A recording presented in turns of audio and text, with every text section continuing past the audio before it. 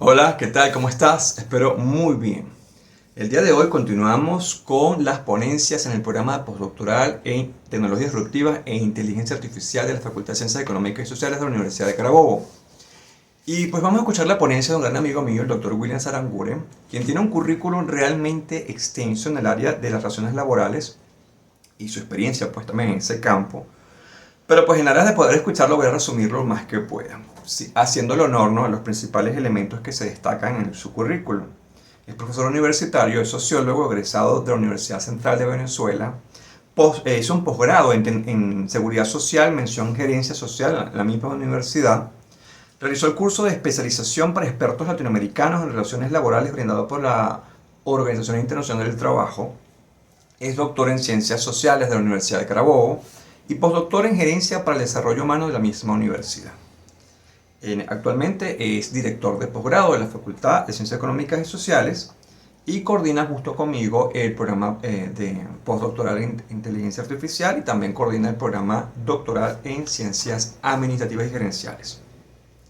Es un investigador acreditado por el Ministerio de Ciencia y Tecnología de Venezuela, autor de varios libros, más de 20 artículos publicados en publicaciones arbitradas y en diferentes capítulos del libro. Bueno, sin más que agregar, vamos a escuchar lo que tiene que decir del área de las relaciones laborales y su relación con la inteligencia artificial. Y bueno, como siempre, las preguntas en la sección de comentarios o en los foros. Con todos ustedes y con el doctor Francisco Gelante por su gentil presentación. Bueno, es un honor de verdad compartir estos espacios de creatividad y creación en el postdoctorado en tecnología ejecutiva e inteligencia artificial. Más que por demás, pues, comentado que por su capacidad de innovación es posible aportar al conocimiento, sobre todo desde un nivel postdoctoral. Quiero que me confirmen, por favor, si pueden ver la presentación. Sí, se ve perfecto y se escucha perfecto, profesor. Sí, doctor, Sí, se ve y se correcto, escucha muy bien. correcto. Ya está en modo presentación. Ok. Bueno, yo les voy a hablar hoy de un tema que quizás es uno de los más afectados por la inteligencia artificial, porque un poco lo que nosotros vemos en la literatura y lo que se está manejando a nivel latinoamericano y mundial es sobre todo elementos propulsores hacia este tema de la tecnología de la inteligencia artificial y las tecnologías disruptivas. Sin embargo, no podemos dejar de tomar en cuenta que en toda la historia de la humanidad también las tecnologías han tenido elementos adversos. Entonces, de ahí el título que diga el trabajo del mundo de la inteligencia artificial y también la interrogante o la inteligencia artificial en el mundo del trabajo. Aquí se plantean dos ópticas, como es la biológica, ¿verdad? De cómo, por ejemplo, el trabajo se complementa con otros desarrollos tecnológicos, en este caso la inteligencia artificial, o en todo caso, cómo estas herramientas tecnológicas o avances tecnológicos más bien se imponen en el mundo del trabajo y ya no es el hombre el que decide, sino las propias tecnologías. Entonces, dialéctica y dialógica es algo que está inmerso en todo este tema de la inteligencia artificial y sobre todo cuando hablamos de algo tan sensible como el mundo del trabajo.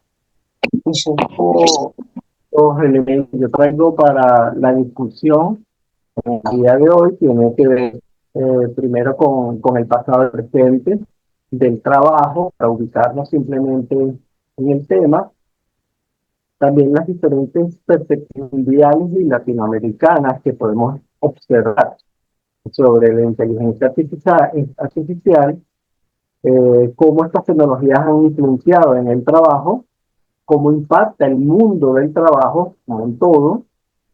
También adelantarnos un poco hacia esa prognosis o las perspectivas que tiene el trabajo con base en la inteligencia artificial, los riesgos globales que ello implica para llegar a unas reflexiones finales. Y quizás comenzamos por lo que debería ser el fin, con ese pensamiento de Isaac Newton, que dice lo que sabemos es una gota de agua, lo que ignoramos es un océano. Un poco para dar la perspectiva de la inteligencia artificial y cómo la misma pues está impactando en todos los espacios de la sociedad en general. Pero hay mucho más por hacer de lo que se ha estado. No podemos partir de que todos conocemos lo que es el trabajo. Por eso yo quise iniciar con esta definición de lo que es el trabajo y ningún organismo más competente para definirlo que la Organización Internacional del Trabajo.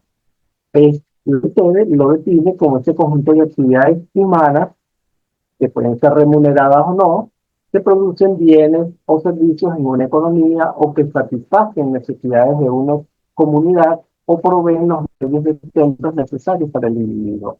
Aquí podemos ver que es un concepto bastante amplio, porque no se reduce al aspecto económico, que era el concepto clásico de trabajo, sino también a la satisfacción de necesidades y el sistema.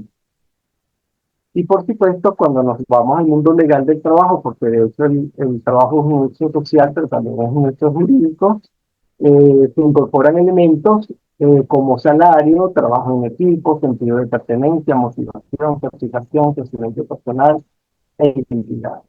Y a nivel mundial, sobre todo en este siglo pasado, el siglo XX y lo que va del siglo XXI, ha habido un gran esfuerzo a nivel mundial por hacer avances significativos en el derecho del trabajo. De hecho, con la creación de la OIT en el año 1912, comenzaron a elaborar convenios internacionales que finalmente las legislaciones y las constituciones de los países fueron asimilando, pero sin embargo, este derecho del trabajo se desarrolló de manera desestructurada, ¿verdad? O sea, cada legislación laboral es inherente al país y no a otra región.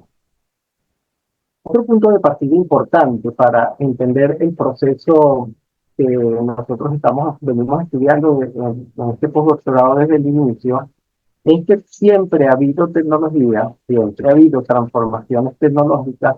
Estas transformaciones tecnológicas siempre han influenciado en el hombre y cómo el hombre realiza sus funciones.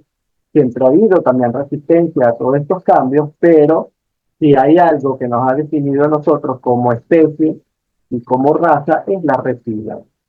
Es decir, la capacidad de adaptación que tiene el ser humano a todos estos cambios. Entonces, algunas cosas, aunque nos parezcan radicales o drásticas al principio, al final esos elementos se van incorporando en las nuevas generaciones que lo asimilan y luego pues eso ya forma parte del pasado para dar apertura a otros elementos nuevos. Entonces, por más drásticos que sean los cambios, la resiliencia es significativa para que el hombre se venga adaptando. Y en este momento la inteligencia artificial, así como otros cambios tecnológicos, pues seguramente el hombre también adaptar.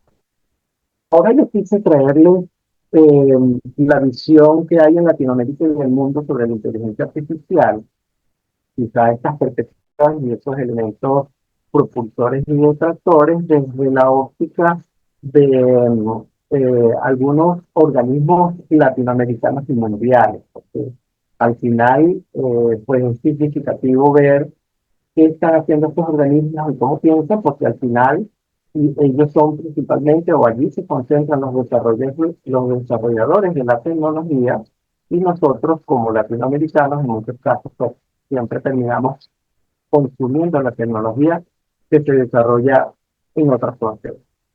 Ya sabemos que el COVID fue bastante significativo en acelerar algunos procesos. Mucha gente piensa que eso de la inteligencia artificial de reciente data, pero sin embargo no es así. Ya desde los años 70 se hablaba de la inteligencia artificial y quizá antes, ¿no?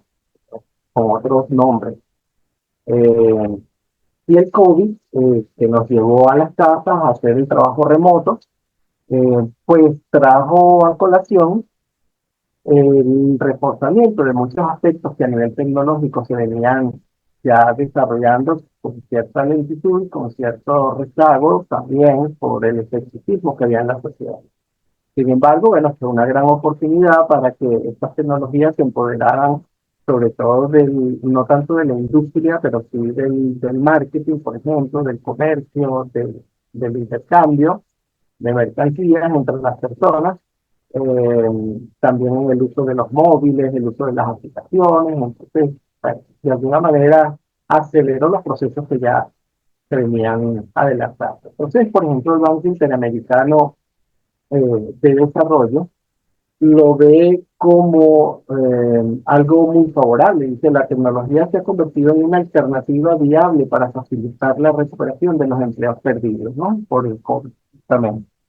Entonces, el Banco Interamericano de Desarrollo, de alguna manera, apuesta a estas tecnologías digitales para recuperar los mercados laborales y eh, recuperar lo que es la generación del riqueza, ¿no? Y para ello, pues el mundo entonces tiene que adoptar estas tecnologías y el trabajo puede contribuir entonces tener personas mejores preparadas, más resilientes y productivas. Y de manera que aquí vemos claramente esa apuesta al progreso tecnológico como motor de desarrollo.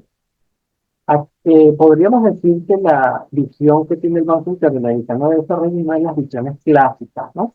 Donde progreso y desarrollo significaba entonces bienestar como el motor de lo que es la calidad de vida, etcétera, viene dado un poco por el desarrollo de las propias tecnologías, incorporarlas en el desarrollo industrial. Este gran emporio que es el Banco Provincial a nivel mundial se hace esta pregunta desde esta tribuna. ¿La artificial pondrá en riesgo los puestos de trabajo? Y tiene una visión que tiene bastante drástica, porque dice que está en manos de cada quien actualizarse o ser sustituido por otra persona con mayor capacidad de autogestión. La amenaza no es la inteligencia artificial, la amenaza es la pasividad. Entonces, si vemos desde este grupo del Banco Provincial, la solución está en cada persona. Es decir, es una apuesta al individuo y como las personas desde sus propias circunstancias de vida y en sus propias condiciones y recursos puede adaptarse a todos estos cambios que se están dando con la inteligencia artificial. Y en el siguiente párrafo podemos ver algo que también nos da unos visos que son significativos, porque dice que el banco prevé incorporar 2.700 perfiles tecnológicos en este año 2024. En los dos últimos años ha incorporado 7.167 profesionales que están vinculados con esta tecnología de datos y piensa incrementar después con 2.700 nuevas contrataciones. Fíjense que aquí no estamos hablando de la reconversión de la fuerza de trabajo, ¿verdad? Sino que estamos hablando de la incorporación de perfiles que ya están creados en la sociedad.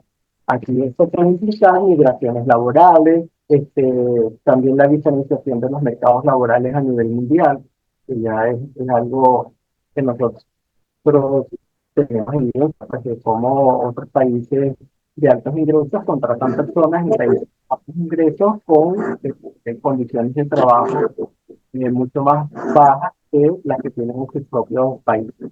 Entonces aquí surge la pregunta de qué va a pasar con esta gran cantidad de trabajadores que están en el mercado laboral, que trabajan en estas empresas que no tienen esa capacidad de la adaptación tecnológica, simplemente van a ser sustituidos. Entonces queda en la persona la, eh, la obligatoriedad de adaptar. Y si no se adapta, pues va a quedar fuera. Desde la Comisión Económica para América Latina, en un informe reciente del año 2024 también, que trata sobre la transformación del trabajo y el empleo en la era de la inteligencia artificial, plantea una visión un poco quizás más equilibrada, más ponderada, porque prefiere que todo depende del uso que se le dé a esta tecnología, ¿no? Y es una visión interesante porque dice que estas tecnologías pueden ser vistas para mejorar las competencias de los trabajadores, lo que sería pues invertir en los trabajadores actuales, para adaptarlos, etcétera, para que adquieran las competencias o por el contrario, utilizarla para dar instrucciones. Es decir, que el hombre se convierte en una especie de máquina que atiende solamente instrucciones que emergen de este tema de la inteligencia artificial. Entonces, aquí hay una bifurcación de los caminos que es interesante analizar. Ahora, cuando nosotros vemos lo que plantea la Comisión Europea, que agrupa un número importante de países, se meten un poco también en este tema de que la inteligencia artificial debe funcionar para las personas. Es decir, que debe haber una integración entre la persona y el desarrollo de la tecnología, que es de la tecnología artificial, que debe estar centrada en el ser humano, pero que debe ser sostenible, segura, inclusiva y fiable. Es decir, que tiene esa visión un poco del todo. Quizás la instancia que más está trabajando esta parte de la sostenibilidad y considerando al ser humano y dentro del desarrollo de la inteligencia artificial europea. Y ellos tienen una gran cantidad de estrategias, que no sé si se las quise dejar acá para que ustedes las puedan revisar, pero que están vistas desde el etnocentrismo de Europa, ¿verdad? O sea, desarrollar Europa para que sea competitiva. Y a la par de esta competitividad con la inteligencia artificial, entonces habla pues de esos ejes que pudiera haber, como evitar la polarización de los mercados laborales, la no discriminación, desarrollar estrategias para retener el talento humano y que no se produzcan estas migraciones, desarrollar estas nuevas capacidades que necesitan los seres humanos para incorporarse en el mundo de la inteligencia artificial, pero también plantea desarrollar marcos políticos y jurídicos que regulen ese impacto que puede tener la inteligencia artificial en los seres humanos. También la protección de datos, es una preocupación que está ahí latente en estos momentos, no solamente en la Comisión Europea, sino a nivel mundial. Y también ellos hablan de unos cyber shields, que son una especie de vigilantes de estos cyberataques que pudieran emerger, y la idea sería entonces anteponerse a estos posibles ataques para tomar decisiones que no se pueden.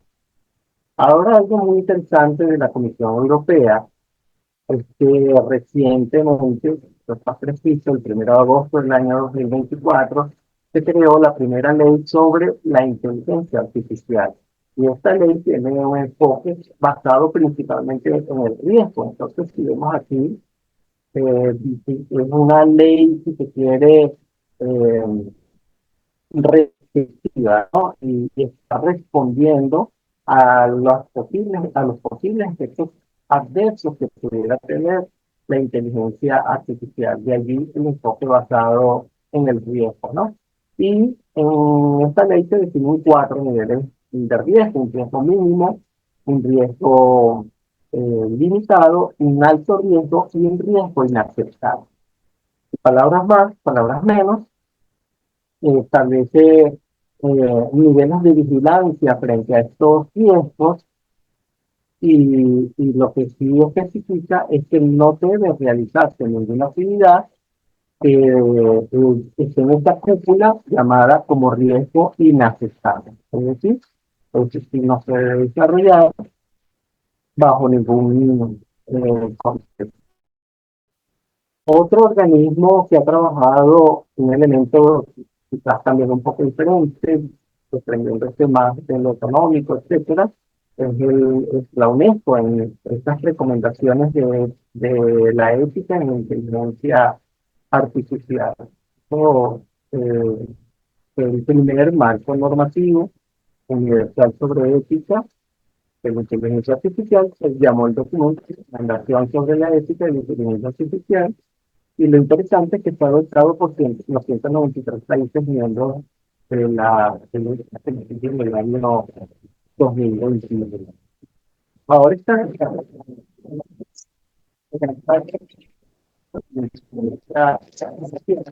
la reflexión, pero que va a llegar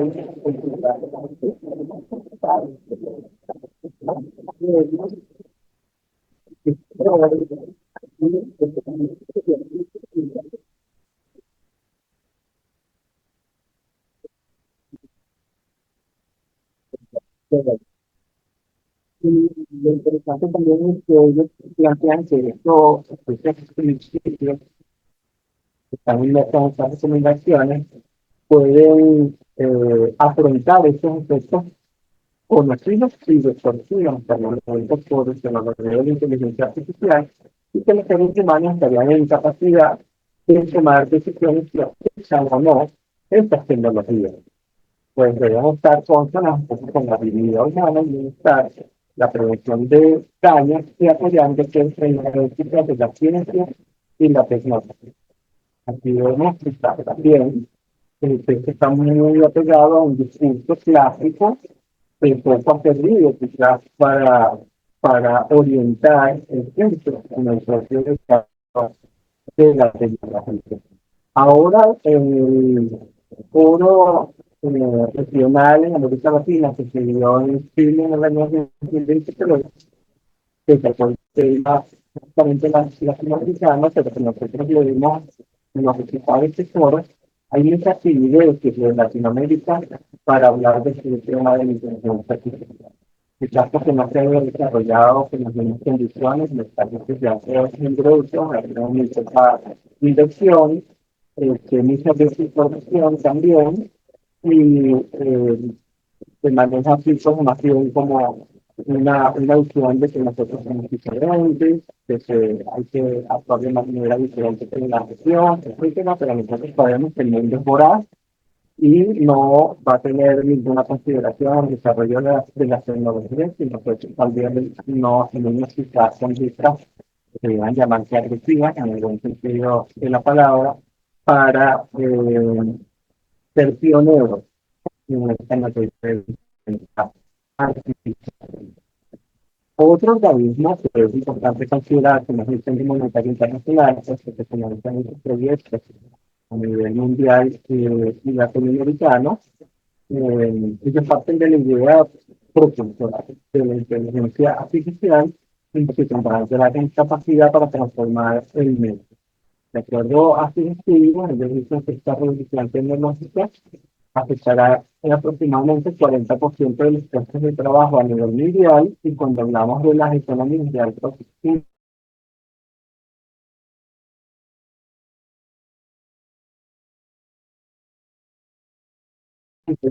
un alerta sobre los países latinoamericanos que podrían tener dificultades para aprovechar estos beneficios de la inteligencia artificial. Es decir, que la inteligencia artificial ya está globalizada, ya está en el mundo, hay países que están trabajando en ella, pero otros están más rezagados.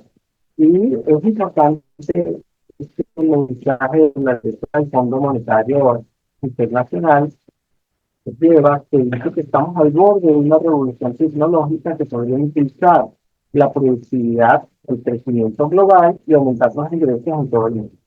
Pero que sin embargo también podría reemplazar los empleos y profundizar las desigualdades.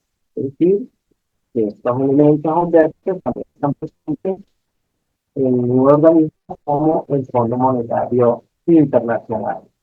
Ahora, el Programa de Naciones Unidas para el Desarrollo genera un poco esta preocupación sobre América Latina y que tiene que ver con el aumento de la brecha digital, que ya la hemos tenido, con inteligencia artificial que puede profundizar aún más. Y ella dice que la inteligencia artificial ya está aquí y cómo va a responder entonces América Latina y el Caribe frente a esas circunstancias. Entonces, este rezago ya es una evidencia y sobre todo a nivel económico, este programa Naciones Unidas para el Desarrollo plantea que la inteligencia artificial va a contribuir en un 15,4% del PIB de América Latina para el año 2030, pero, mientras que los países de altos ingresos como pues, América del Norte, refieren ellos, pero no era más del 14,5%. Es decir, que había ahí como un 60% por encima de lo que va a generar América Latina con respecto a América del Norte. Entonces, es un síntoma de la brecha digital de el crecimiento económico con el uso de estas tecnologías y, por supuesto, perpetuaría un poco las condiciones sobre las cuales Latinoamérica se presenta frente al mundo. Ahora el Consejo Latinoamericano de Ciencias Sociales, conjuntamente con la UNESCO, trata de paliar estas diferencias que hay entre América Latina y los países desarrollados o de alto ingreso. Entonces, simplemente mostrarle esta convocatoria que estuvo, creo que hasta el 2 de septiembre o en estos días cerró, 4 de septiembre pudiera ser, una convocatoria para financiamiento de proyectos. La convocatoria se llama Justicia Algorítmica en la Inteligencia Artificial Ética para América Latina y el Caribe. Y bueno, la preocupación un poco de la clase es justamente cómo se construyen estos algoritmos. Ya que lo hemos trabajado en las construcciones del postdoctorado, que al final son que construyen la data sobre la cual funciona la inteligencia en la algoritmos, también parecidos y la inteligencia artificial que va a dar respuesta a problemas de la cibernética. Entonces, dice que hay que plantear preguntas éticas importantes sobre quién entonces es responsable de los sistemas de automatización, temas de decisiones con implicaciones significativas para la empresa. Se decide entonces que respecto al algoritmo, la transparencia y la equidad en el diseño y los sistemas de la inteligencia artificial. De manera que este mundo y estos desarrollos tecnológicos generan importantes beneficios, pero también desafíos importantes, no solamente a nivel social, sino a nivel político, económico, jurídico e incluso ideológico y psicológico, ¿verdad? De cómo el hombre también se adapta a este tema. Ellos terminan hablando allí del bienestar humano y la justicia social. Es una forma de que Latinoamérica retome el curso hacia el desarrollo, integrándose en nuestras tecnologías ya avanzadas, ¿no? Y pareciera pues, que se van a quedar un buen rato con el mundo dando los profesores del desarrollo. En esta dinámica podemos ver un poco cómo las digital han venido impactando, evolucionando, Una pregunta, el trabajo, ¿verdad? Vemos en esta normativa 2000, la Internet un poco automatizó los cálculos y procesos administrativos, desde el comercio electrónico, y que permitió la emergencia de nuevas formas de comunicación y colaboración, el marketing digital, la revolución móvil, que ahora pues prácticamente tiene que todo se maneja a través de aplicaciones móviles, formó los modelos de negocios tradicionales, profundizó en el e-commerce, cambió la atención al cliente a través de los robots, la digital, y finalmente esta inteligencia artificial que logró con la pandemia un auge importante y que ha aumentado procesos que ya existían, como el trabajo remoto, la flexibilidad laboral, nuevas formas de gestión y colaboración y las aplicaciones móviles para acceder a muchos de. Ahora, ¿cómo vemos a América Latina en este proceso? En esta lámina podemos ver el acceso que tiene América Latina y el Caribe a las tecnologías de información y comunicación con relación a países de ingresos altos del mundo. Lo podemos ver al final del cuadro, subrayado en azul, ¿verdad? Eh, Ahí se ve, por ejemplo, los celulares por cada 100 habitantes, el mundo tiene 108 y los países de ingresos altos 129. Es decir, que ahí tenemos aproximadamente un 10% menos de los países de alto nivel. Ahora, los individuos utilizando Internet, ahí vemos América Latina, 67, frente al mundo 54, y los países de ingresos altos, 80. Ahí hay un poco más del 10%. Pero sin embargo, cuando vemos la suscripción a banda ancha, que es un poco sobre la cual se basan todas estas altas tecnologías y la inteligencia artificial, América Latina tiene 14, el mundo 12 y los países de altos ingresos 36. Es decir, que casi en 180% quizás nos diferenciamos con respecto a los países de ingresos altos. Entonces, aunque digamos, haya circunstancias de una empresa o de una persona particular para desarrollar la inteligencia artificial, pues las capacidades que ofrece el país, en muchos casos, son limitadas para desarrollar estos sistemas. En estos países de altos ingresos, pues pareciera haber mayor oportunidad. Claro, sí, muchos balance. Y con ello, el teletrabajo, que no quiero explicar mucho sobre esto, porque ya ustedes lo conocen, será una primera generación del trabajo en casa que se produjo durante la pandemia.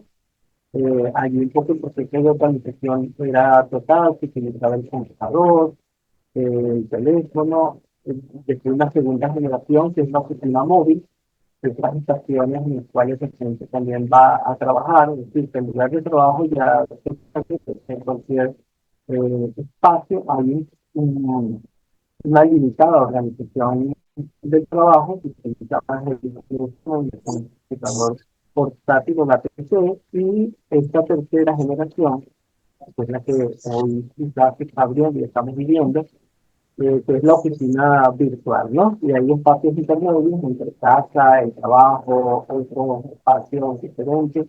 No hay realmente una visualización de la organización del trabajo, y se utilizan mucho las tecnologías de información y comunicación inteligente, igualmente los recursos. No solamente el teléfono, sino la tarjeta, otros elementos. Ahora, quizás lo más importante del teletrabajo son sus consecuencias, que ya lo hemos venido viendo, como la flexibilización del trabajo, la eliminación de las normas, que se llama desregulación, los nuevos riesgos laborales que emergen justamente por esta conciliación familia-trabajo, porque ya los espacios en empresas y en cualquier otra parte, y eso también tiene riesgos laborales, el derecho al trabajo quizás también pierde vigencia, y la estabilidad laboral es inherente al propio individuo y sus capacidades para insertarse en estos mercados. Esto obliga a que la persona esté en un proceso de reinvención permanente, al igual que el propio trabajo. Pensaba mucho en estos elementos que impactan el trabajo. Lo desarrolló en una conferencia la doctora María Rodríguez de la Universidad de Castilla-La Mancha. Entonces, conseguí esa conferencia en YouTube. Y bueno, plantea estas áreas de impacto en la digitalización, como en el empleo, el tiempo de trabajo, el espacio de trabajo, la organización, la salud y la seguridad, que es un elemento que no se toca muy común con el desarrollo de estas tecnologías que intentan el teletrabajo y el trabajo virtual, trabajo remoto. Igualmente, es una grave crisis la protección social, porque hasta ahora el trabajo ha tratado de garantizar a través de los sistemas de pensiones, aunque los nuestros pues, no funcionan muy bien, en los países sí, garantizarla desde el individuo. Entonces, el trabajo y la cotización, trabajo formal, me refiero, ha sido uno de los elementos para eh, aportar a, a esta seguridad social distinta. Sin embargo, la desregulación del trabajo y el teletrabajo desvirtúa todos estos elementos. Entonces, en definitiva, el derecho al trabajo pareciera estar desapareciendo con el trabajo y la inteligencia artificial. Ahora, un elemento que hay que considerar es justamente los efectos que tienen estas decisiones algorítmicas, porque en la medida en que va avanzando la inteligencia artificial, Entonces pareciera que los algoritmos son los que van a decidir sobre el trabajo porque están sobrepasando las capacidades. Yo no tengo problema en apoyarla, lo que sí me molesta. Eh, y- y, eh, Decía que los algoritmos entonces van a tomar decisiones humanas y en muchos casos que pueden ser contraproducentes. Entonces, ciertamente, los algoritmos van a sustituir muchos cadenas de mando, sobre todo los mandos medios y quizás los más bajos, pero como dice ahí, que los algoritmos no tienen empatía, no tienen espacio para la flexibilidad en la toma de decisiones, y muchos hablan de la deshumanización de las relaciones laborales. Y quizás eso se refleja en esta pregunta. Es decir, que sin intervención previa humana es posible o correcto. No debería poder decidirse alguien solamente mediante algoritmos. Este algoritmo es, por ejemplo, el marketing utiliza, ¿verdad? Cuando uno hace una llamada telefónica y lo atiende una persona, entonces después se dejan con una encuesta en la cual se valora la atención que te dio la persona. Entonces, al final, estos algoritmos están evaluando también ciertos criterios, etcétera, y pueden emitir alertas para la construcción o el desarrollo de personas. Otros textos que se ve con estos algoritmos es que necesitan mayor control y revisión. Entonces, las personas que trabajan con estos algoritmos también van a ser más supervisadas y más controladas. Y eso esto crea, digamos, cierto estrés en los propios individuos. Igualmente, a veces se preocupa la falta de educación en las instalaciones laborales para que máquinas y seres humanos puedan convivir. Entonces, bueno, hay muchos elementos que son los algoritmos que influyen en el pensado. Ahora hay muchas especificaciones sobre cuáles son los puestos de trabajo con más tiempo que pueden reemplazar. Yo no quise decir así cuáles son mejores y cuáles son peores, cuáles van a ser reemplazados. Pero quizás lo que sí podemos afirmar es que cuanto mayor sea el índice de actividad de tareas tradicionales, mayores que la acción será reemplazada por la tecnología. Porque los algoritmos justamente tienen una capacidad predictiva importante, siendo así, estas actividades que realizan los seres humanos entonces pueden ser fácilmente sustituidas por estas decisiones, ¿no? Y aquí vemos entonces dos opciones. Quizás una optimista, que muchos catalogan como de simplista, que dice que la inteligencia artificial desarrollar las capacidades humanas, aumentar la productividad, la eficiencia, va a mejorar las condiciones laborales. Además, el trabajo pesado y rutinario, el hombre se puede dedicar a otras cosas que es más interesantes. Pero sin embargo, hay otra menos optimista y que ve con ciertos recelos los avances de la inteligencia artificial, porque plantean un poco de que deshumanizada se va a eliminar puestos masivos de trabajo, eh, va a aumentar también la presión sobre los trabajadores y muchos otros.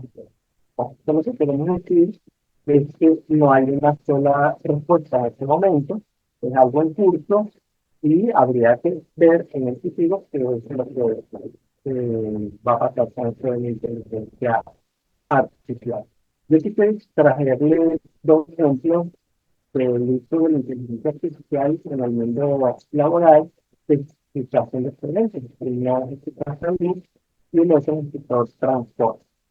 En el caso del sector salud, nosotros podemos ver que tiene un uso intensivo de las tecnologías, de hecho la robótica y la inteligencia artificial han venido incorporándose de manera significativa en este sector, en el área sobre todo de diagnósticos y recomendaciones de tratamiento.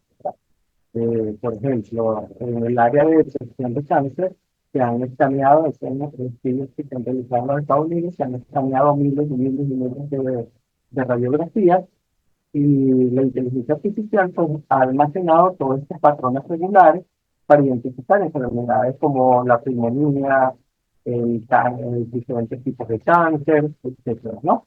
Entonces, cuando se pone una radiografía a la inteligencia artificial, esta con cierta certeza, ya del 10% puede emitir un diagnóstico. Y esto lo compararon con los mejores profesionales ingresados en Stanford, por ejemplo, son universidades muy buenas en el área de la medicina y comparan los diagnósticos de los médicos con los diagnósticos de la inteligencia artificial y estaban más o menos a la par. Entonces, se puede aplicar, por ejemplo, en muchos aspectos, como la inteligencia y en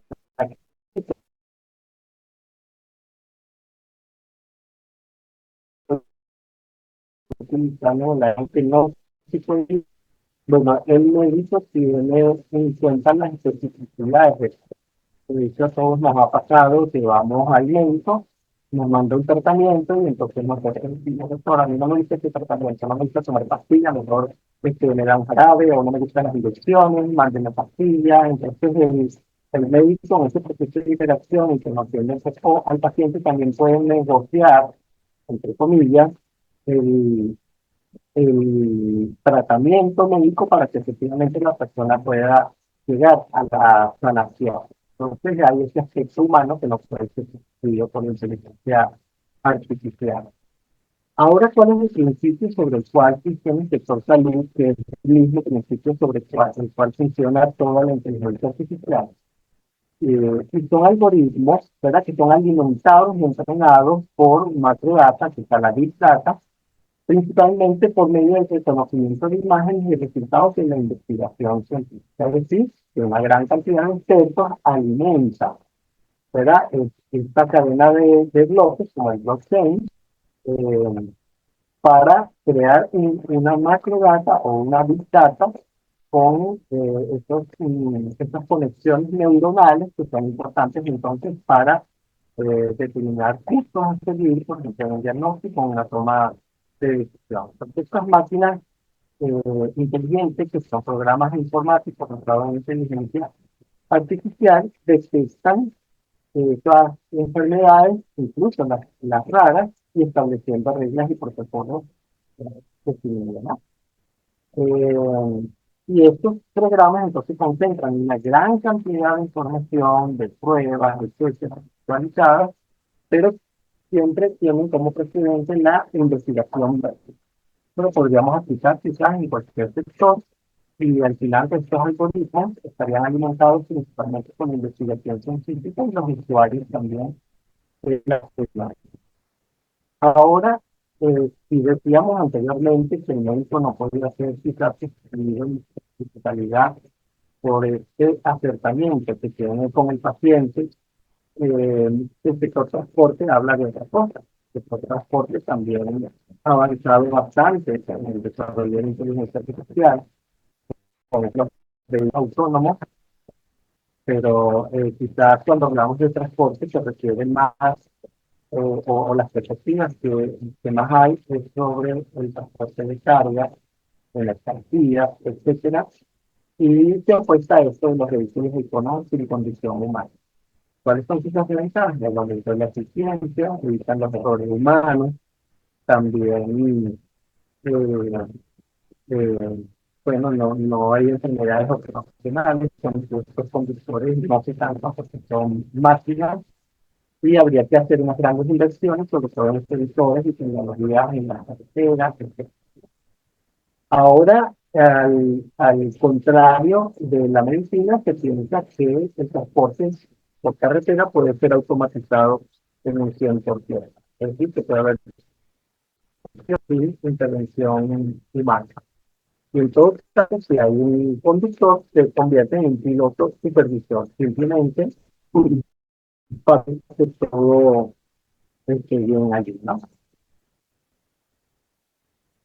Así podemos ver en esta lámina la incidencia de la inteligencia artificial en el empleo. Ahí está el mundo, las economías avanzadas, mercados emergentes y los países de alto nivel. En el rojo tenemos una alta exposición y alta complementariedad de la inteligencia artificial. eh, en color rosado, una alta exposición, una baja complementariedad y en azul una baja exposición.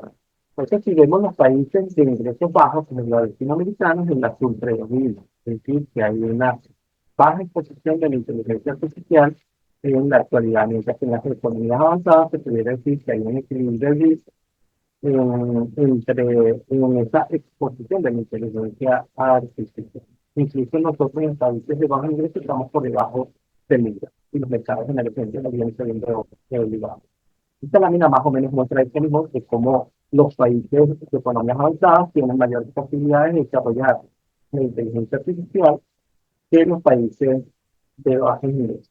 Y eso es consciente del Banco Mundial, el Foro Económico Mundial y otras instituciones, entre ellos la OIT y el Fondo Monetario Internacional. Ahora esta línea creo que es bastante significativa, un poco para mostrar las preocupaciones actuales y futuras de la inteligencia artificial. En la lámina de la izquierda podemos ver en estos próximos 2 años cuáles son las principales preocupaciones, los riesgos que hay alrededor de, del avance de las tecnologías, en palabras del Foro Económico Mundial. Entonces podemos ver que en estos 2 próximos años, este es de 2024, sobre todo la falsa información o la desinformación que es el primer lugar. Y los eventos de cambios climáticos o extremos están siendo olvidados mientras está la polarización de la sociedad, la fragmentación y otros temas, ¿no? Pero sobre todo, el problema actualmente es el de la información y el problema ecológico, además de la polarización.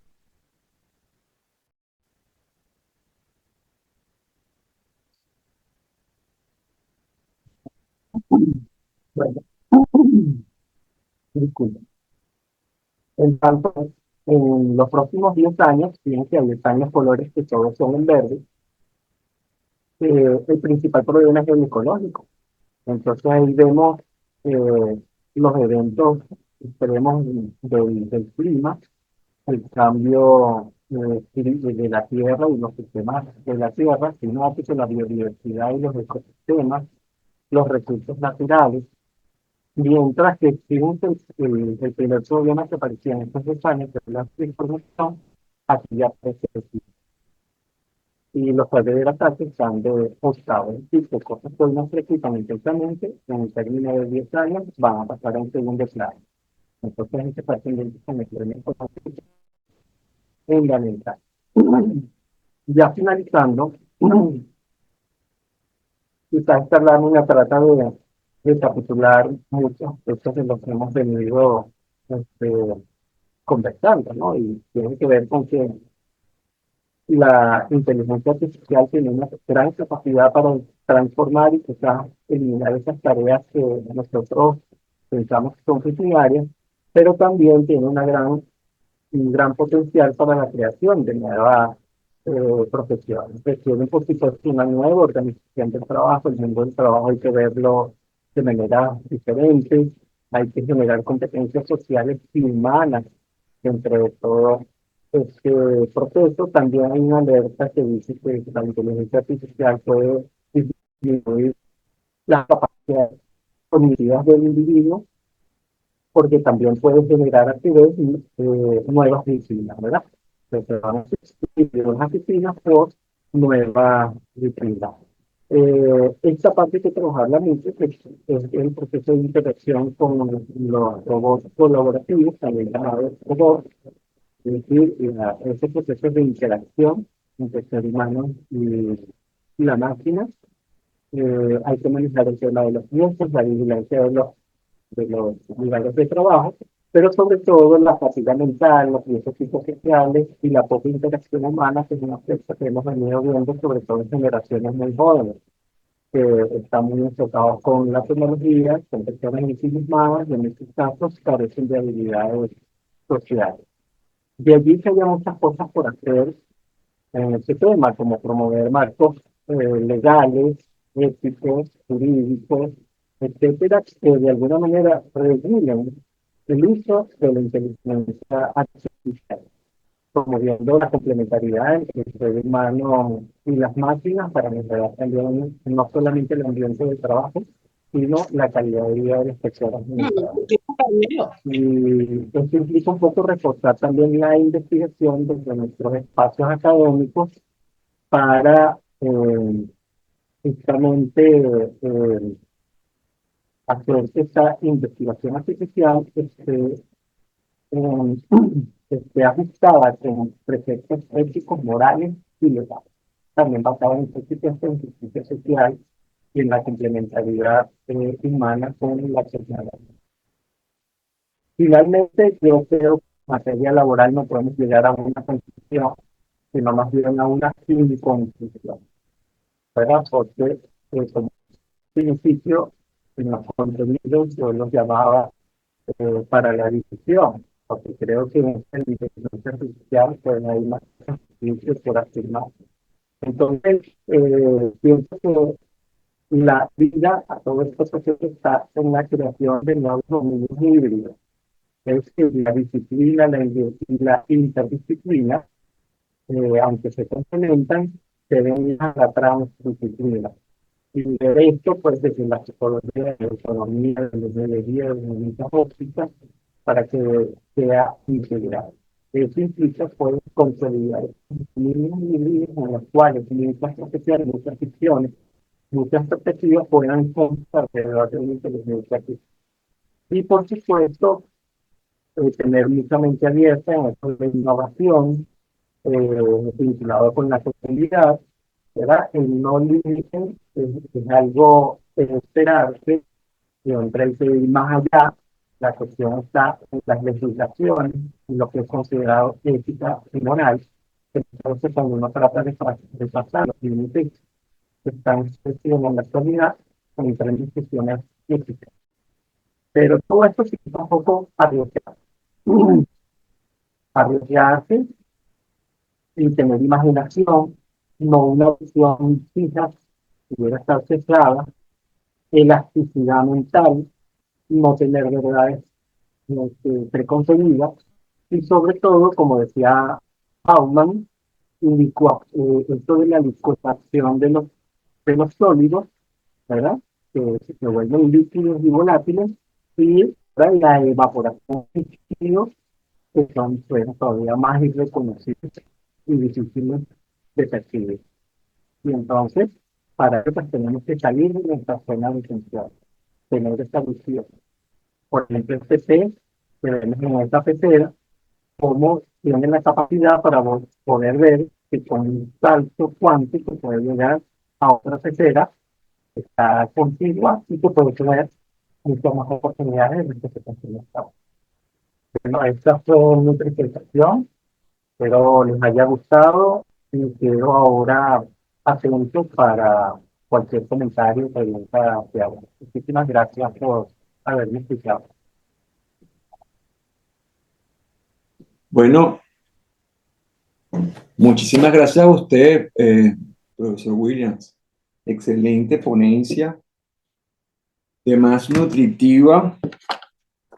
Y rescatando un poco lo que nos explicaba el profesor Williams de que la robótica es una tecnología disruptiva, siento que realmente, ante lo que usted nos comenta de las nuevas carreras que se van a crear, es realmente importante salir de la zona de confort en aras de lo que estamos viviendo y lo que está por venir.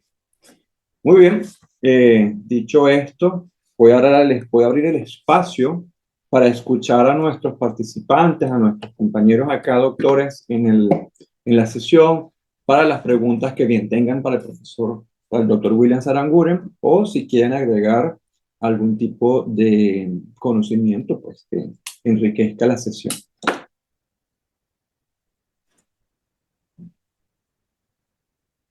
No todos a la vez, porque pues no nos escuchamos bien. No, maravillados de esta gran ponencia que ha hecho nuestro doctor William, por supuesto, experto en el tema, imagínense. Ver una frase bien fundamental y que de alguna u otra forma cada uno se ha asustado en su momento, como ver surgir el fantasma de la deshumanización, que es lo que se vincula con todo este proceso de la inteligencia artificial. Creo que fue el primer bosquejo que vimos todo al asomarse ese gran compromiso de estar sumergido en este mundo, pues, siendo esta interrogante que algún momento nos ha tocado a cada uno de nosotros, doctor William, quisiera preguntarle cómo se proyecta desde los inicios de la inteligencia artificial y cómo se ha visto ahora vinculado a ese fantasma que de alguna u otra forma nos sigue persiguiendo en este mundo. No sé si es un problema de la laptop o tal vez de la conexión.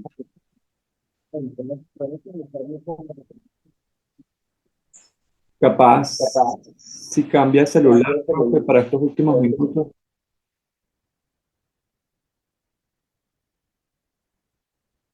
De todas maneras, mientras el profesor soluciona, yo, al igual que hice con el profesor Williams, voy a descargar toda la presentación, incluyendo esta sesión de preguntas y respuestas, y lo edito un poco y le subo y le mejoro la calidad del sonido antes de subirlo a YouTube y luego a compartirlo por el aula virtual. No sé si ya... Ya estoy conectado con el celular, no sé si me escucha.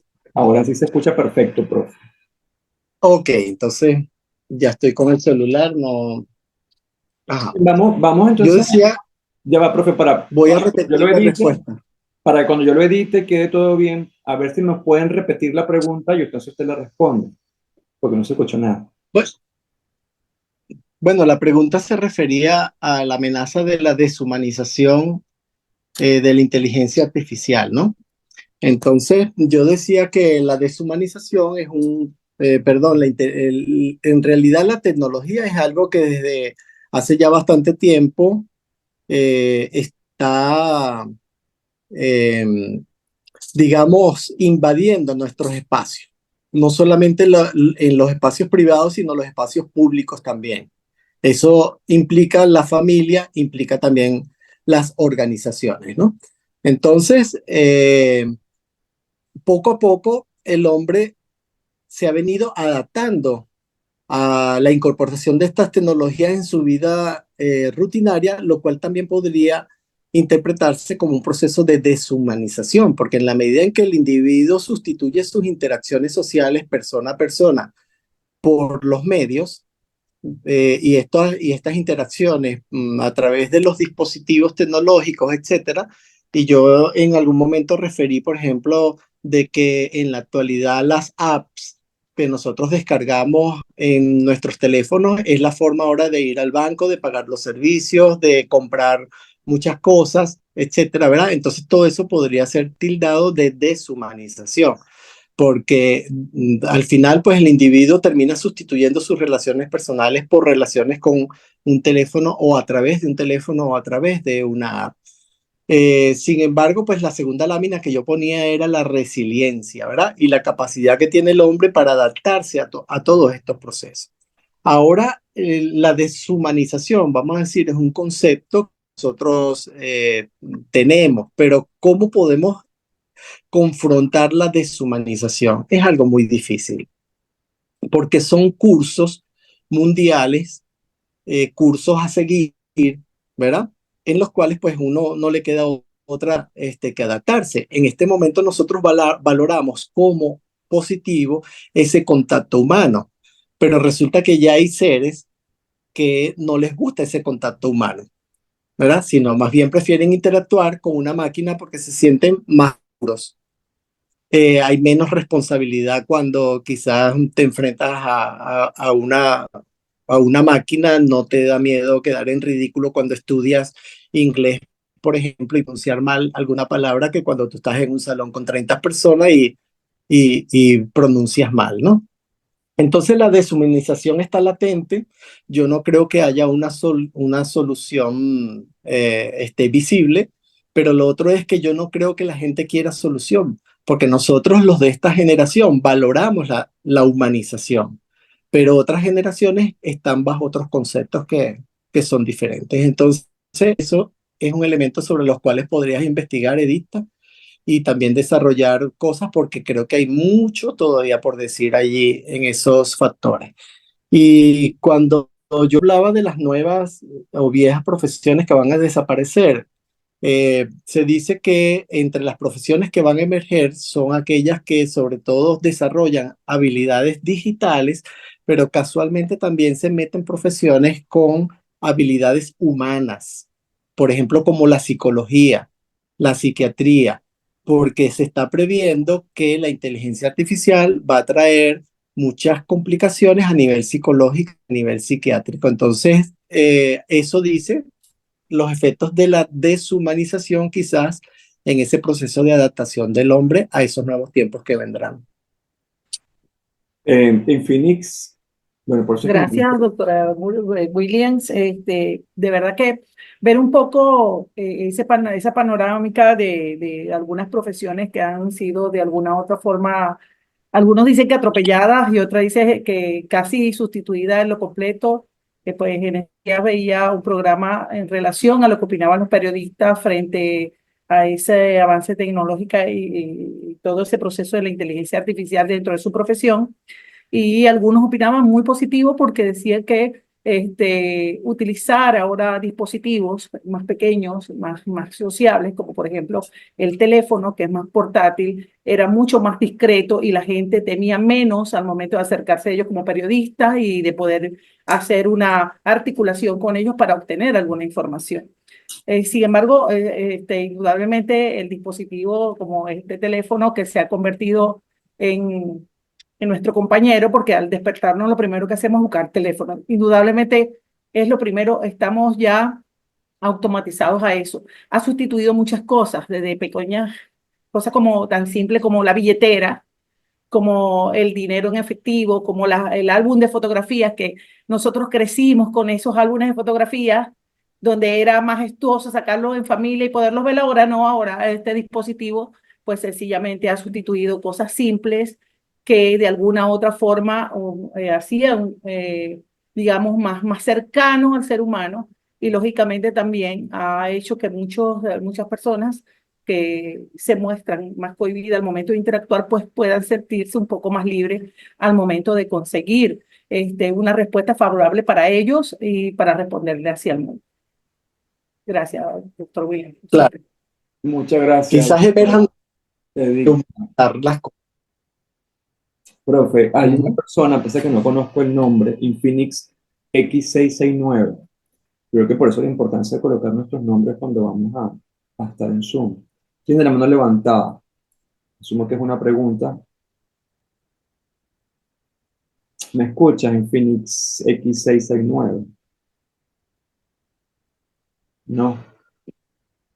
Voy a bajar la mano entonces. Ok. Perdón que lo corté, profe. Tenía algo que comentarnos. No, simplemente decía que quizás van a surgir nuevas formas de humanización, ¿verdad? Como cuando hablábamos de la ética, también se hablaba de la nueva ética, pero también de la no ética, ¿verdad? Que son preguntas que después vamos a manejar en el foro, porque hay un concepto tradicional que quizás nosotros muchas veces nos aferramos, pero los conceptos cambian y eso va más allá de nuestra propia voluntad. Es decir, los seres humanos no podemos controlar los cambios sociales y globales. Entonces, en muchos casos, pues por eso es que se habla de las generaciones y la forma de pensar de las generaciones, porque somos diferentes y muchas veces nos quedamos en el pasado. Ahora con la inteligencia artificial, ¿qué es lo que se dice? Que van a sobrevivir aquellos que tengan capacidad de adaptación, como decía el Banco Interamericano de Desarrollo, el Banco Provincial, perdón, el Grupo Provincial, que todo va a depender de la persona y su adaptación, y si no, va a ser reemplazado por otra persona, simplemente que tenga las competencias digitales. Cierto. Ya está. Ciertamente, de hecho, cuando hablamos de nuevas profesiones y la creación de las mismas, yo pienso que uno de los principales elementos que tenemos que tomar en cuenta es la capacidad que tengan estas nuevas profesionales en comunicarse con las máquinas. Porque si estamos conscientes de que son las máquinas las que de alguna manera van a tomar mayor, o no que son las máquinas, sino que las máquinas en general van a tomar una mayor relevancia en el ámbito laboral en el futuro, pues algo bien importante que tenemos que tomar en cuenta es si sabemos comunicarnos o no con ellos, ¿no? Y aquí es donde va, por ejemplo, dentro de todo lo que podemos citar, la ingeniería de prompts.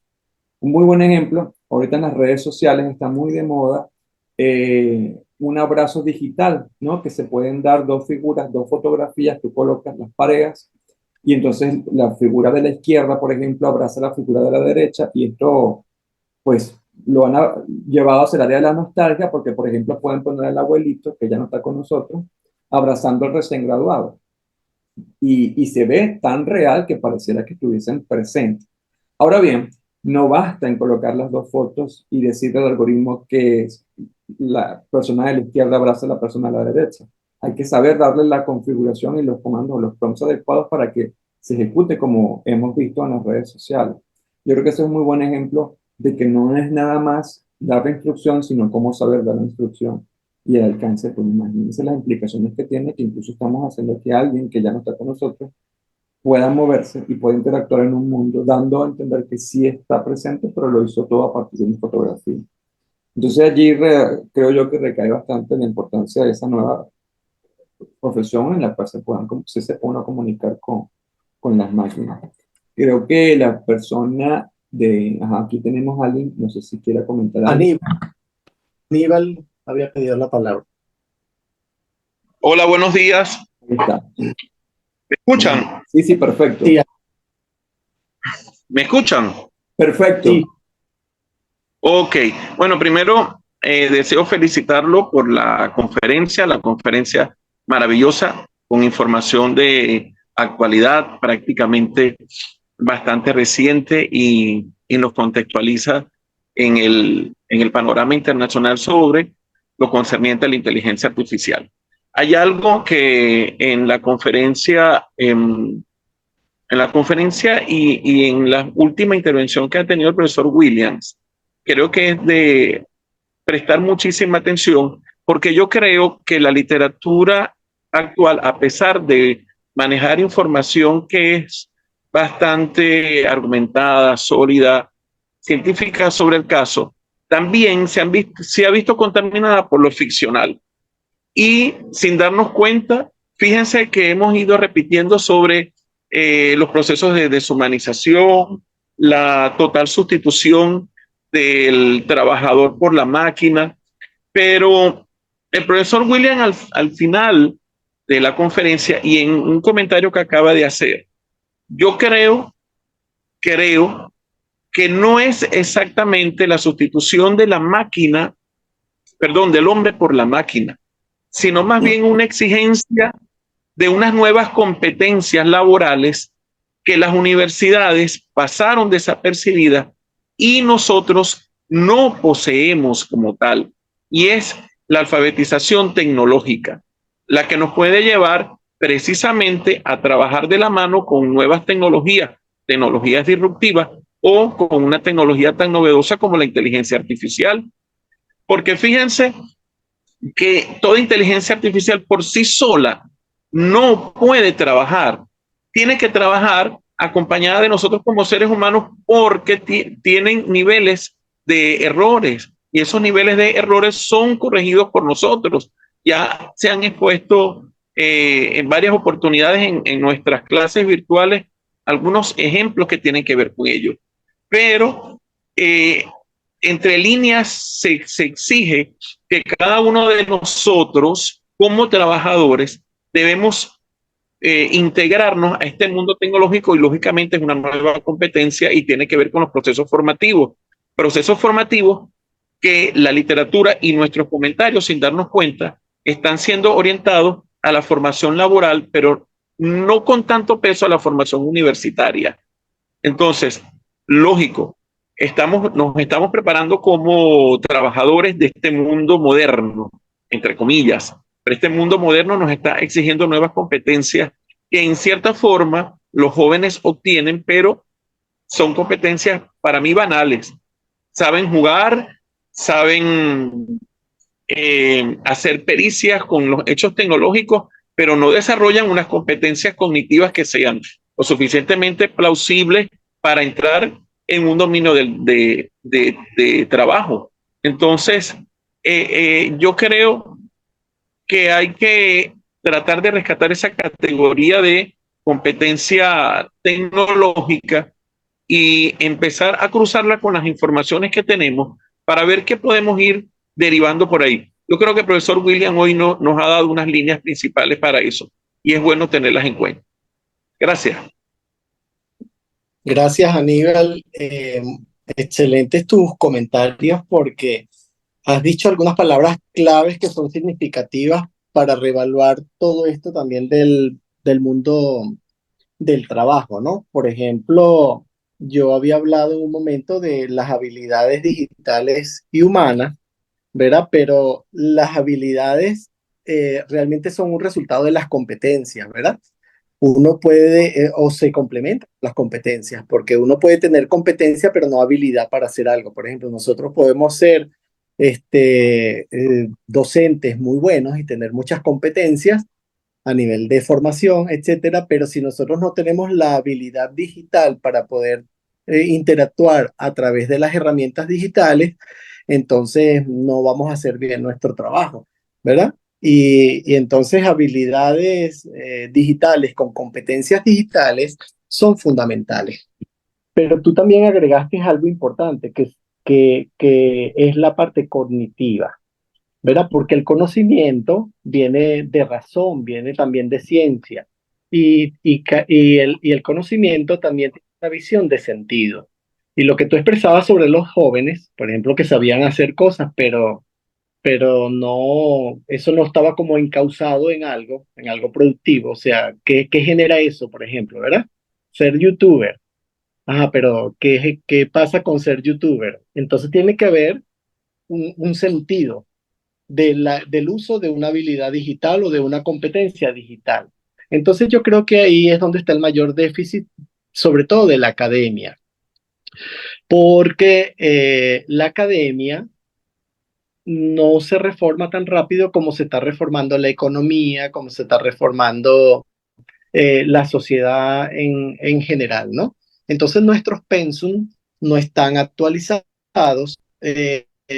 Saben todo lo que cuesta, por ejemplo, modificar un pensum a nivel del Consejo Nacional de Universidades. Entonces, ¿cómo hacemos nosotros para formar en este momento a estudiantes con competencias y habilidades digitales y humanas, no saltándonos el pensum actual? Entonces, esa es una gran paradoja. Se podría decir que no tenemos cómo hacerlo. Entonces, bueno, tenemos que volvernos más dinámicos en las universidades, tener más imaginación, más creatividad, ver cómo desde el punto de vista transversal podemos incorporar a los estudiantes en estas habilidades tecnológicas y sobre todo incorporar tecnología en las universidades para que los estudiantes puedan formarse. En las universidades públicas, sobre todo, están bastante comprometidas en este proceso porque no tienen el presupuesto para la adquisición de esta tecnología. Entonces, digamos, allí hay un desfase con esa parte.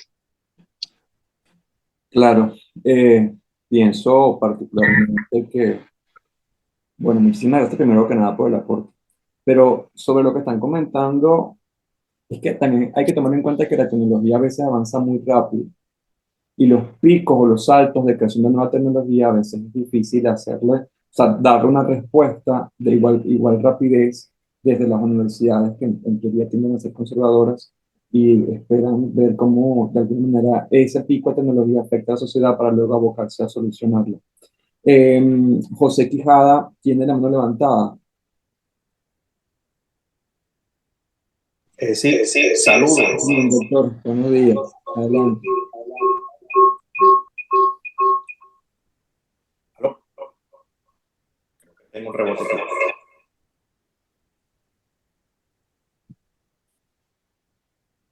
¿Me escucha?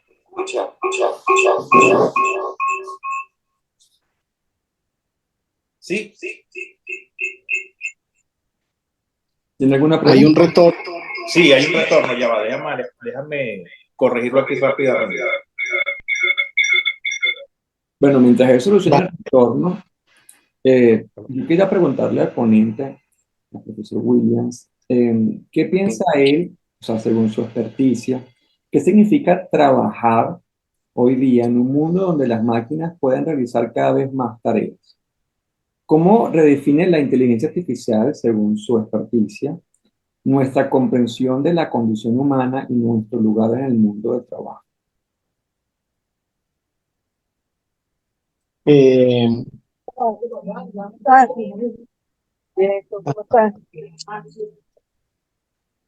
Crisálida tiene el micrófono abierto.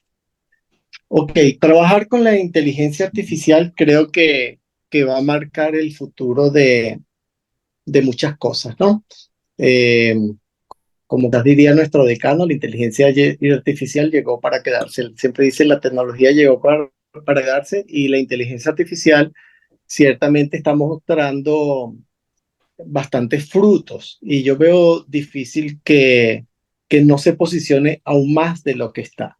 Entonces, lo que le queda a los seres humanos no es más que con sus recursos o los recursos ambientales, etcétera, adquirir esas competencias necesarias para adaptarse y trabajar con la inteligencia artificial. Pero quizás lo más importante de todo esto es la innovación, porque ¿cómo hacemos nosotros? Sería la pregunta para establecer ese elemento distintivo que nos permita salir, por ejemplo, del subdesarrollo, ¿verdad? En la medida en que uno se distingue de lo que están haciendo los países de altos ingresos, entonces uno puede innovar a nivel tecnológico y, y bueno, tener otras circunstancias en la competitividad con estos otros organismos.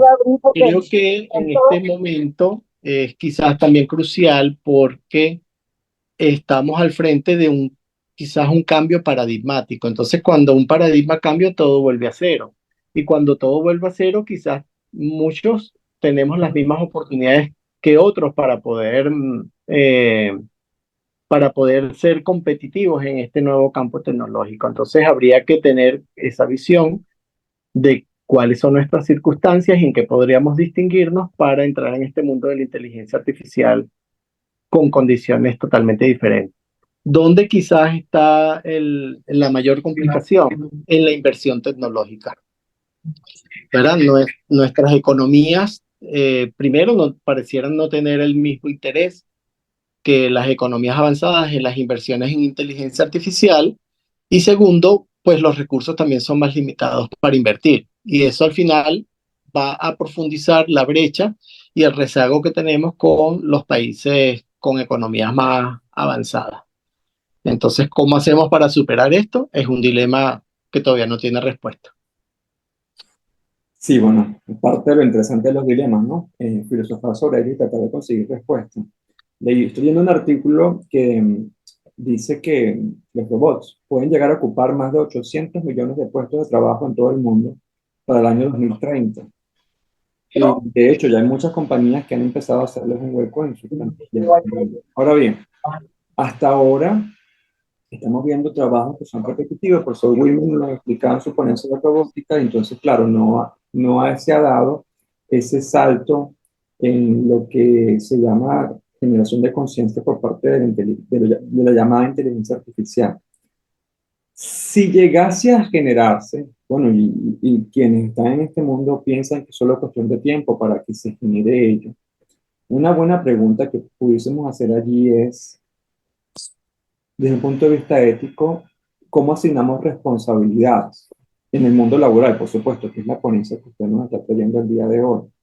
Porque va a tomar decisiones y esas decisiones de alguna manera van a eh, afectar al ser humano. Entonces, ahí estaría, o sea, si tiene conciencia y está siendo empleada en el mundo laboral, ¿quién es éticamente responsable por las decisiones que toma? ¿El creador de la inteligencia artificial, la empresa, el gobierno, el sistema político? Y de nuevo partimos de esa idea, ¿no? De que ya generó conciencia y por ende sí piensa por sí mismo. No sé si... Claro, el tema de la ética, digamos que la discusión es la misma que viene hace mucho tiempo, ¿no? Porque eh, en este momento, por ejemplo, fíjense que en el marco europeo se creó en el 2021 las recomendaciones éticas para el uso de la inteligencia artificial. Yo lo puse allí en una lámina, ¿no? Entonces la ética siempre ha sido un elemento que durante todos los tiempos y todos los cambios tecnológicos ha estado allí presente. ¿Y cuál es el resultado de todo este elemento de la ética? Que siempre hay un déficit de la ética, ¿no? Porque la ética está vinculada con la moral, con el deber ser, con palabras como justicia, equidad, no discriminación, etcétera, ¿no? Entonces, realmente el concepto de ética, aunque existe, vamos a decir, no ha sido muy útil para que la tecnología realmente se adecue a estos preceptos éticos, ¿verdad? De alguna manera, pues entonces los avances tecnológicos, etcétera, se han saltado muchos elementos éticos y ese déficit, vamos a decir, persiste. Ahora, si estamos frente a un cambio de paradigma tecnológico, como un poco yo he referido, de que la inteligencia artificial tiene mucho potencial y es posible que perdure durante mucho tiempo, y ahí estoy dando respuesta también a una pregunta que hace Crisálida por el chat. Entonces, también podríamos decir lo mismo de la ética. O sea, si estamos en un nuevo paradigma, entonces deberíamos también conversar sobre una nueva ética, ¿verdad? O sea, una nueva concepción de la ética que realmente se pueda aplicar y se aplique. ¿Cuál es la deficiencia? Esto es un poco lo mismo de la responsabilidad social, que muchos países, por no decir la gran mayoría, no tienen legislaciones sobre ética o legislaciones sobre responsabilidad social empresarial. Entonces su aplicación queda sujeta a la moral, es decir, a lo que piensen las personas acerca de eso. En países desarrollados, por ejemplo, empresas que no tienen conductas éticas, los consumidores toman la decisión de no comprar esos productos. Entonces, bueno, son economías donde la gente tiene posibilidades de decidir y decir, yo ahora no compro esto, voy a comprar lo otro porque esa empresa no actuó bajo preceptos éticos. Pero entonces todo queda al juicio de la sociedad y realmente no hay sanciones eh, que puedan eh, llevar, vamos a decir, por un carril el desarrollo de estas empresas. Entonces, bueno, quizás en este momento habría la oportunidad de reconfigurar la ética y siendo un elemento quizás más crucial, debería incorporarse en las perspectivas de legislación y de políticas públicas que hay a nivel mundial. Entonces habría que insistir sobre este elemento de la ética para que pueda realmente incorporarse y ejercer fuerza y poder en el desarrollo de la inteligencia artificial. Tendríamos una nueva ética entonces. Pero Como yo decía hace un rato, yo creo que hay tres elementos, ¿verdad? La ética, la nueva ética y la no ética, ¿verdad? La no ética no significa que no haya ética, sino que la misma dinámica del sistema va a determinar cuáles son aquellos elementos éticos, y si nosotros lo vemos desde el punto de vista multicultural, por ejemplo, la ética de la visión occidental no es la misma de la ética de la visión oriental o de los países del sur, los países africanos, etcétera. Entonces, un elemento para discutir sería si realmente un concepto de la ética funciona para todo el mundo por igual. Y yo creo que no es así. Cada realidad multicultural también obedece a diferentes patrones. así es. Y pudiese llegar a tener algún tipo, ya con esto, creo que lleva, doctor Tijada, resolvió el problema del audio. Sí, creo que sí. Ah, No sé bueno, si me perfecto. escuchan. Sí, sí, perfecto. Adelante, ¿cuál es la pregunta? Me están escuchando por otra parte, ¿no? Equipo 3. No sé si eh, voy a hacer algo muy breve por cuestiones de tiempo, pero lo que decía el doctor Aranguren, la nueva ética, porque a veces no nos concentramos en hablar de que la inteligencia artificial nos va a quitar las fuentes de trabajo, va a generar problemas de cualquier tipo con la sociedad, pero es algo inevitable. Todos vamos para allá.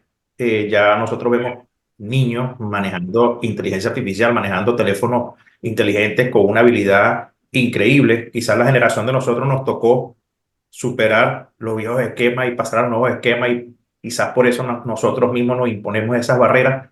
Pero hay elementos éticos que van más allá de que si la inteligencia artificial nos va a desplazar o no. Y lo que corresponde a la privacidad de la información que se maneje por la inteligencia artificial, las regulaciones, los aspectos culturales. Ya nos hablaba el doctor Aranguren de, la, de las recomendaciones de ética de la inteligencia artificial adoptada por la UNESCO, donde hay 193 países que firmaron ese acuerdo. Y sin embargo, nosotros vemos cómo la inteligencia artificial en los países, todos los países del mundo se maneja de una manera distinta. Entonces, más allá del tema del desplazamiento, más allá del tema del desplazamiento de que si la inteligencia artificial nos va a desplazar a nosotros, hay otros aspectos fundamentales que sí deben tomarse en cuenta al momento de establecer estos parámetros de la inteligencia artificial.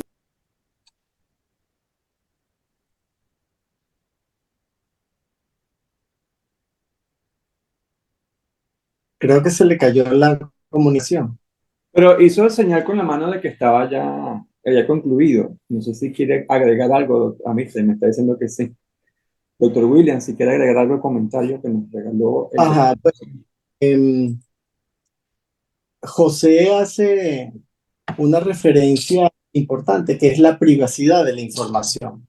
Fíjate que la privacidad de la información en este momento está muy cuestionada, porque en el mismo momento que incluso tú ves un video en cualquiera de estas redes, ya la misma inteligencia artificial y los sistemas comienzan a enviarte videos similares, etcétera. Entonces conoce cuáles son tus gustos. Fíjense que muchas aplicaciones te piden que la unas con Facebook, etcétera, ¿no? Entonces realmente ya cuando uno entra en el mundo de las redes sociales, la información ya pareciera no pertenecerle a uno, que pertenece al mundo. Entonces cuando hablamos de la privacidad de la información, este es un concepto bastante relativo, porque ¿cómo podemos manejar la privacidad si en el mismo momento cuando ingresamos a nuestro teléfono celular y las aplicaciones, cualquier app, ya estamos expuestos? Entonces, este es todo un tema entre lo público y lo privado, eh, bueno, que tiene que ver no solamente con la economía, las finanzas, etcétera, sino también con la psicología, etcétera, ¿no? De cómo, por ejemplo, uno no muestra su cara, sino que muestra un avatar, ¿verdad? Entonces eso es una desconfiguración incluso de la propia personalidad del individuo, ¿verdad? Entonces, bueno, la privacidad es todo un tema que en este momento yo considero estaría muy cuestionado porque es inevitable cuando nosotros entramos a las redes sociales exponer nuestros datos, incluso personales, ya pasan a ser parte de un colectivo de ese blockchain de la inteligencia artificial con el cual se construye entonces la inteligencia artificial. Bueno, yo agregaría que más allá de compartir nuestros gustos y preferencias por redes sociales, tenemos que estar conscientes de que si nuestros celulares o nuestras computadoras o algunos incluso dispositivos en el hogar que estén conectados a Wi-Fi, si tienen dictado a voz o si tienen algún tipo de asistente de voz, a más no ser que lo hayas configurado muy bien, lo cual pocas veces nos tomamos el tiempo de hacerlo y de leer las políticas de privacidad y de uso, no necesitas ingresar a la aplicación. Aquí perfectamente en este momento que tengo mi teléfono activo me está analizando una serie de aplicaciones y cada una de esas aplicaciones está utilizando esta información por eso es que muchas veces decimos, oye, parece que supo lo que estaba comentando y por eso me sacó la publicidad. No lo supo desde un punto de vista de adivinar si nos está escuchando. Y entonces esa es una empresa privada que está utilizando esa información. Bien, hay otra pregunta del grupo al doctor William Aranguren. Aprovechen que el profesor está dispuesto. Miren, tiene cara de que quiere seguir conversando con nosotros. Mientras los muchachos se animan, los doctores se animan, yo sigo con una duda, ¿no? Y es quién es moralmente responsable de las decisiones tomadas por sistemas de IA en el ámbito laboral. O sea, sí sigo con esa duda. ¿A quién hacemos moralmente responsable de esas decisiones? Porque sí las toman. Sí, un poco lo que se ha manejado en algunos de los documentos que ahí dice que estoy silenciado, ¿me escuchan? Perfecto, estás silenciado Ah, pero estás hablando por la otra. sí, es que el mensaje salió ahorita.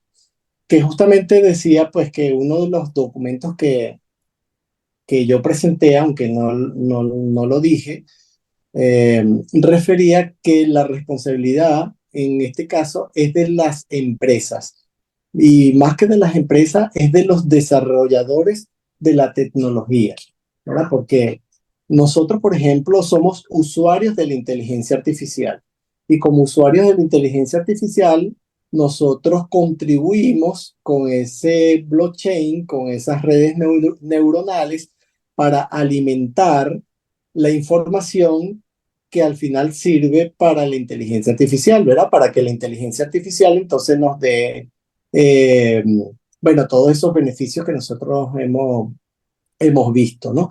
Pero ¿quién está por detrás de la inteligencia artificial? Entonces ahí fue la conferencia importante del doctor Seijas, César Seijas, cuando nosotros lo escuchamos, porque aunque nos pareció que la hicimos la sesión presencial allá, ¿verdad? Que cuando nosotros nos pareció un poco extraña porque él la hizo desde el punto de vista de la ingeniería y cómo está por detrás este tema de la inteligencia artificial, él nos mostró cómo se construyen los algoritmos de la inteligencia artificial. Entonces, claro, los desarrolladores de la tecnología manejan toda esta ingeniería de la inteligencia artificial.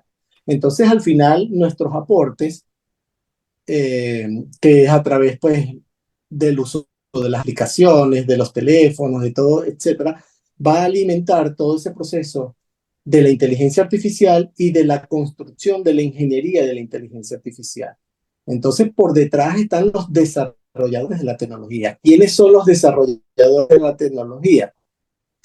Miren, hay un informe que no sé por qué desapareció de la web del Foro Económico Mundial.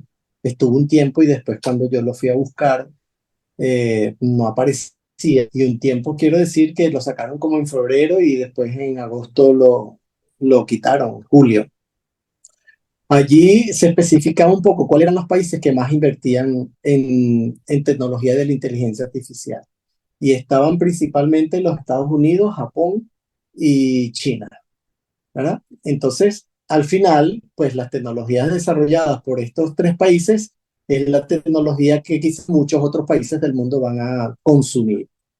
Entonces, aunque está diluida, porque ciertamente está diluida, la responsabilidad sería sobre estos desarrolladores de las tecnologías. Están ubicados principalmente en estos tres países. Ahora, ¿cómo se focaliza en específico una responsabilidad? Y más desde el punto de vista moral y ético, es bastante difícil. Los aspectos que yo mencionaba hace un rato, la moral y la ética son inherentes también a una cultura y nosotros vivimos ahorita en un mundo multicultural, donde lo que es ético y moral para una cultura no lo es para otra, ¿verdad? Entonces, mientras una sociedad puede juzgar un elemento, por ejemplo, de estos desarrollados por la inteligencia artificial como ética y moralmente válidos, otra cultura pudiera decir que no lo es. ¿Mm? Entonces, bueno, al final el mundo se va a debatir entre lo que es ético y lo que no es ético. Sin embargo, la predominancia que hemos visto en todo este proceso de globalización es que los valores occidentales de alguna manera se van empoderando de la forma de pensar del mundo. Entonces nosotros consideramos que aquellos conceptos y valores que van desde esta visión occidental son los correctos. Pero, por ejemplo, el mundo árabe es otra cosa, el mundo de las izquierdas es otra cosa, y piensan de manera diferente. Piensan de manera diferente y por ende algo que valdría la pena traer a colación es que los algoritmos que están creando vienen impregnados de una ética y una moral distinta a la de Exactamente. nosotros que pues en algún momento vamos a acceder o no a ellos. Y entonces, bueno, ¿no? Qué interesante pensar en ello porque si bien es cierto en este momento, hasta donde nosotros sabemos, o hasta donde yo sé al menos, la mayoría de las llamadas inteligencias artificiales que tenemos son equipos que están haciendo tareas repetitivas, en algún momento va a dejar de ser así, porque es que el ser humano está tratando de que deje de ser así, nos parezca bien o no, y pues lo va a alcanzar así como ha venido alcanzando todos los otros avances tecnológicos. Entonces va a ser interesante tener que interactuar en el mundo laboral con estas herramientas que diseñaron en otro rincón del planeta y que vienen impregnados de otros sistemas de valores y creencias. Pero que bueno, en aras de la globalización y la multidisciplinaridad, pues vamos a tener que estar trabajando de la mano con ellos. Creo que les he dado tiempo suficiente para, en este diálogo con el doctor William, para ver si tienen alguna otra duda. Si no tienen más preguntas, entonces, bueno, yo creo que podemos dar cierre a la ponencia para que el profesor pueda descansar. Igual le damos las gracias por compartir con nosotros el día de hoy y por enriquecernos, porque yo por lo menos como ingeniero tiendo a quedarme atrapado en el proceso, en el procedimiento, en el cómo lograr la eficacia y la mejora continua del mismo, ¿no? Y ser lo más eficiente posible. Pero es interesante ver desde el mundo de las ciencias sociales las implicaciones que ese proceso tiene en nosotros como seres humanos en este momento en el ámbito de la relación laboral. De allí lo enriquecedor de esta ponencia. ¿Hay alguna pregunta o cerramos la sesión? No, yo creo que han sido resueltas de todas maneras el resto de los dilemas, como bien comentó el profesor, lo vamos a plantear por los foros del aula virtual. Ya luego el profesor nos regalará algunas preguntas para que pues debatamos por allá y yo se las cuelgo en la semana. Dicho eso, pues Bueno, muchas gracias. agradecido enormemente entonces por este compartir con ustedes. Espero pues haya sido de bastante provecho estas ideas que están allí. En el aula virtual montaremos la presentación además del video para que ustedes puedan detallar pues todos esos datos que están allí. No quería despedirme sin antes también recordarles que la recepción de los trabajos del Congreso es hasta el 15, creo, el 19 de septiembre. Entonces, bueno, entreguen por allí sus trabajos. Recuerden que es uno individual y uno grupal, y eso es parte de la producción intelectual que aporta la evaluación del postdoctorado. Bueno, pero igual profesor, perdóname un momento la interrupción, pero igual quiero aprovechar la oportunidad para hacer extensiva la invitación a participar en el Congreso a todas las personas que ustedes conozcan en su ámbito laboral y conocidos porque estén en el ámbito de la administración, de las ciencias empresariales y la tecnología. Profe, deme unas palabras para cerrar el curso. No, la presentación, luego detengo la grabación y vamos al ámbito administrativo. Bueno, despedirme, ¿no? Agradeciendo su participación, la discusión que tuvimos, y yo quedo a la orden por estos espacios para seguir discutiendo, porque creo que todos estos temas son inacabados.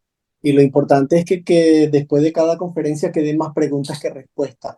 Y de hecho, la sesión final después vamos a dar especificaciones, pero tiene que ver un poco sobre cómo emergen nuevas líneas de investigación y proyectos alrededor de todos estos temas que hemos venido discutiendo. Entonces, yo espero pues que disfruten mucho ahora sus exposiciones y tengan un feliz fin de semana. Muchas gracias, profesor. Igual.